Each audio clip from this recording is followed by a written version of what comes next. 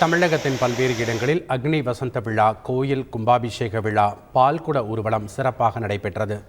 திருவண்ணாமலை மாவட்டம் ஆரணி அருகே உள்ள எஸ்பி நகரம் கிராமத்தில் பாஞ்சாலி அம்மன் அக்னி வசந்த விழாவில் துரியோதனன் படுகளம் வெகு விமரிசையாக நடைபெற்றது. பாஞ்சாலி சபத நிகழ்வையும் துரியோதனனை வதம் செய்யும் காட்சியையும் நாடக கலைஞர்கள் தத்ரூபமாக நடித்து அசத்தினர். திருவண்ணாமலை மாவட்டம் போலூரை அடுத்த நரியம்பாடியில் உள்ள திரௌபதி அம்மன் ஆலயத்தில் அக்னி வசந்த விழா வெகு விமரிசையாக நடைபெற்றது. சேத்துப்பட்டு, போலூர், ஆரணி மற்றும் சுற்றியுள்ள பல்வேறு கிராமங்களில் ஆயிரக்கணக்கான பக்தர்கள் கலந்து கொண்டு படுகள நிகழ்ச்சியை கண்டு ரசித்து திரௌபதி அம்மனை வணங்கிச் சென்றனர். சிவகங்கை மாவட்டம் சிங்கம்புணரியில் அமைந்துள்ள நொண்டி கருப்பர் சுவாமி திருக்கோவில் மகா கும்பாபிஷேக விழா சிறப்பாக நடைபெற்றது. சிவாச்சாரியார்கள் வேத மந்திரங்கள் முழங்க கோபுர கலசம் மற்றும் சுவாமிகளுக்கு புனித நீர் ஊற்றி கும்பாபிஷேகத்தை காண வந்த பக்தர்களுக்கு புனித நீர் தெளித்து ஆசீர்வதித்தனர்.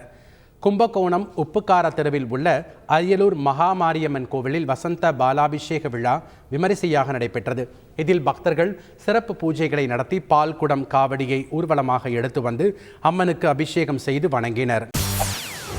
செய்திகளை உடனுக்குடன் தெரிந்து கொள்ள உடனே சப்ஸ்கிரைப் பண்ணுங்க.